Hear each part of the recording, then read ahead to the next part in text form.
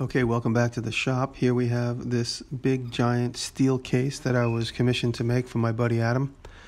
This I only had probably about a week's worth of work on this to do, and then I needed shipping time, so I had to finish it up with at least 5 days to ship it to California. This is metal I ordered from Online Metals, or Metals Online more specifically, and I have it on bookmark, so I never know exactly what it's called. And that is 3/8 inch thick cold rolled steel and 3 inches for the back case, and for the frame of the door I made 4 inches just because there was so much space. So I made that backer board in 3/4 inch plywood, and that's going to give me the exact parameters, something to work against. I know my square is going to be good. I know that everything's going to be secure in shape. A lot of times people make things in metal, they build them in space, and then when they start stepping back from the project, things are a little lopsided. That's why I like to actually work against something. I'm using squares as much as possible. You'll notice I beveled that 3/8 to fill in, and I do it everywhere. I don't show it everywhere, but a lot of people saw this video and said, oh, you ground off your welds. No, they were plenty deep. I ground the bevels all the way to the other side, so you have the full width of the thickness of the steel. And everything was ground clean, so it looks clean. I wanted to try and maintain the nice clean look of the cold rolled. And if anybody's confused, cold rolled is just that. It's cold rolled, and it's put through extruders and rollers and comes out with nice sharp edges. It's formed under millions of pounds of pressure. And hot rolled is done while it's hot, so you get the scale on the hot rolled and you have clean squares on the cold rolled. It's just a different type of metal. You notice I'm using a square and a piece of wood. That piece of wood basically is my sacrificial edge there, so I don't ruin the edge of my square. And now that I have that one piece cut, I use it as the guide for my second cut. And once I scratch the surface, then I don't need to keep cutting against that surface. These are my two uprights. In this case, this gets heavier and heavier. I needed to make it this heavy because I was using a big giant thick piece of glass, and that big thick piece of glass weighed almost 100 pounds. And I didn't want any flex. I didn't want any movement in any way. You notice there again, I grind my mark, and then once I make my mark, I make my complete cut. And I'm using this battery-operated Metabo. This happens to be a really good grinder. Has a nice slow start. And I didn't show here, but I did bevel very deep on both sides. I didn't want to just weld from both sides, so I kind of welded. I welded front and back. I jumped all around as I welded and filled in front, back, front, left corner, right corner. I kept jumping all around because I did not want any distortion. I wanted that door to be as flat as possible. And there's some out of focus shots of me grinding. Sometimes I look at my footage and all I have is what I have, and it's out of focus, so I got to use it. And there you can see how I get the welds ground out. Now the client wanted this all to be brushed in bronze, no brass. I just didn't have the time to do it, and I said, let me get it over to you, and maybe we could figure out something to do in place. He liked it, just steel finish anyway. Now I'm making the back, and this I used hot rolled steel, and that's Brett drilling all the holes for the back, because this is going to go on a wall, which I thought was cinder block. I misunderstood what he told me, and I would have just used Tapcons. Now these are bullet hinges. He ended up putting wood inside the wall under the sheetrock, so the construction crew was pretty smart. They knew exactly how to install it. And these are bullet hinges. I looked online and I found a guy made a very smart assessment. He said tack weld where your weld's going to end, so that when you're under the mask you can get right up to it and you see where to stop. So you have a clean ending. So that's what I did there. I tack welded where the stop is going to be. There's a lot of work right up to here, so I a little exhaustion there. And I'm checking my welds, making sure nothing has distorted or changed.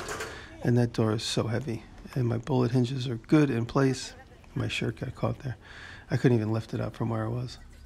And you can see that bullet hinge working in action. Just making sure nothing got heat fused, which I've done in the past. If you overheat those bullet hinges while you weld them, they'll stick together. Just testing everything, making sure everything stays square. With all that framework in the back, the walls of the cabinet itself stayed nice and square. And of course there was no flex. Now I made a big mistake here, which I left off camera. I welded the framework, which was going to hold the piece of glass in place, and I overheated that strip right there by doing that. And then in time, watch this bounces, and there's a little, you see how the front is bouncing? I push it down. Later on, I had to do a considerable amount of bending to get that to stay flat. And I installed this handle. This is a handle I purchased at a shop in the city. I think it's from Schoolhouse Hardware. That handle was $120. It was better than me making it. I really liked it. It was exactly what I would have made if I was up to my own thought process.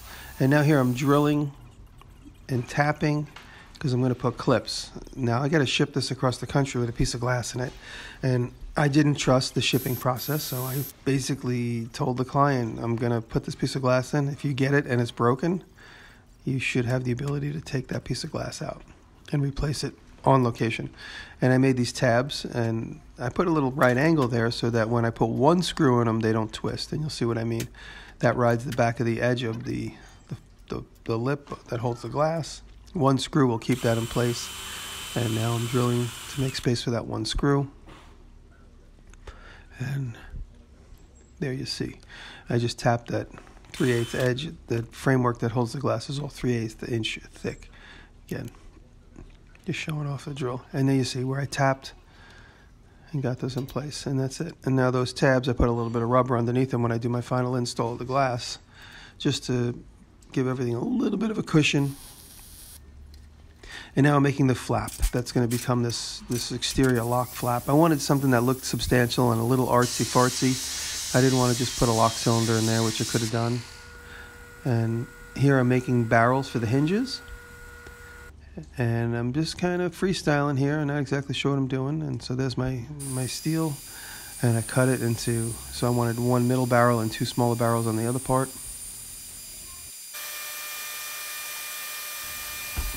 And there's my parts, and just cleaning up the cuts. You'll notice I'm cleaning the cuts. I just give a little face off and then a little bit of relief on with the file, in and out of the cut. And there you go. Making a hinge is pretty easy, but again, once you go to the welding process, you got to be careful you don't fuse them together. You got to be real careful. And there you go. Somebody's doing dog training in the background. I don't know if you can hear that. And there we go. There's my flange. I'll weld against the frame, which is against my right hand, and it's a little TIG welding. Always a student at TIG welding. I'm never quite good at it, but one of these days I'll figure it out. And there it is. Doesn't open as much as I want. Right there I'm figuring out why, and then I know with a little bit of grinding I can get it to open up all the way. Now I drive the weld home, and oh no, that's the flap that's going to become the other half of the lock hasp. And now I wanted to weld this part on the face of the frame, but I didn't want to have to grind. I wanted to leave it as clean as possible, so I kind of came up with this joinery method where I welded from the side. When you weld, you always got to ask yourself, where can I grind so that it looks clean and flat? And grinding into a fillet is never easy. So if you can just grind off the square into space, then you're going to have a nice thing. So that's what I did with that. I welded the 3 dots on the outside, sanded it on the disc sander, and then I was able to put that in. And now that thing is fused in place nice and cleanly without having to grind anything except for the back where no one's going to see. Again, here I put a nice bevel underneath that and filled it with weld. I also did not want to have to grind a lot on that side as well. And now everything seems to be working and in order. And I didn't want to drill this hole until everything was right where it was going to be, so that all the holes lined up perfectly. And lo and behold, everything lines up perfectly. There you go. And this is a lock that was the lock of my garage, and I just thought it was a perfect fit for what I was doing, so I just gave it to my buddy Adam. I said, it's on permanent loan. If I need it back, I'll come get it. And now what I'm doing is making recessed screw holes that are going to carry the back in place. Everything has to be thought through. How is one thing going to cover up something else? So when you do something like this, you want your construction to be covered. We just give it a little sanding. I had to notch it so that I can get it in and out where the hinge barrels were. And now I'm just spray painting the edge because we're going to put some black fabric on it. And there was no room to actually put fabric and wrap it. That's my name, just for fun. And I spray glue this down and we cut it right to the edge. I use a little bit of 77, and a combination of 77 and 90. And there we go, 77. And then I knew this was going to be covered with nails, and those nails will also do the work of keeping the fabric from puckering. Cut off the outside edge. You're going to get a fabric that's not going to fray. That was basically felt, so we were okay with felt. And if you notice the platen on a drill press there, I have that tilt installed in there. And that gives all those drill holes I just put in a tilt. This is brazing rod. This is 1/8 inch thick brazing rod. And I had to sharpen each one. 150, we sharpen them one at a time. And you get a little method going. You see there, just on the belt sander. I was dropping them into the bucket and they were melting through the bottom. They were getting so hot. And now this is that jig I just made, and I just hammered the pegs home. And by using the same jig in each row, of course, we'll get a regular pattern, which creates symmetry and makes it look pretty. There you go.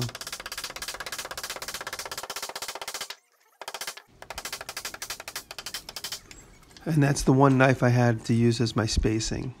Adam makes these knives by hand. I think he has them laser cut, and then he hand sharpens each one individually. And I'm spraying it with permalac, which is to keep the steel from rusting. It's just a clear lacquer finish. I'm putting the backer board in, and now we put the glass in the door. This is a very treacherous moment. Me and Brett were a little anxious. Here I cover it with permalac, which again is the clear coat to keep it from rusting. You got to degrease it really well. I'm doing a little Salt Babe on there. And this is the glass. And in this shot right here, we put it in and it didn't fit. It's very stressful. A big giant chip chipped out of the upper corner in the closest part of the upper right side there, right where Brett is holding. The big chip came out. Right there I'm looking and it doesn't fit, and I go to pull it out and a big chip comes off. Take the glass out, grind it for an hour off camera, put it back in, and it fit. The chip was still hidden under the face frame, so you never saw it. The chip is right behind the screwdriver. Like a big chip like you see like the cavemen use, like to clean hides. That's what it looked like. It didn't break completely off, it just chipped out of the face. And it's right where Brett's hand is right now, his left hand. You can't see it. And so we get the hinges back on place. These hinges basically work on gravity. Gravity keeps them down in position. And we were so excited to get it out of our hands and on the frame. We knew now the only risk that was left was shipping. And the lock works good. Mr. Hands is helping me out. He's real excited that everything works good. And here I am just putting the beauty shots in place. If you go and check Adam Perry Lang, his Instagram, he's got a few pictures up. I'm waiting for him to send me one beauty shot. The restaurant opened and they haven't had a chance to do any beauty shots of the interior. And yeah, there's me just checking the final buff.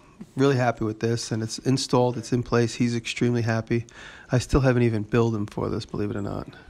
This is about a $5,000 build, and that's a break for a friend. Out of that $5,000, $2,000 of it is materials and shipping. Thank you.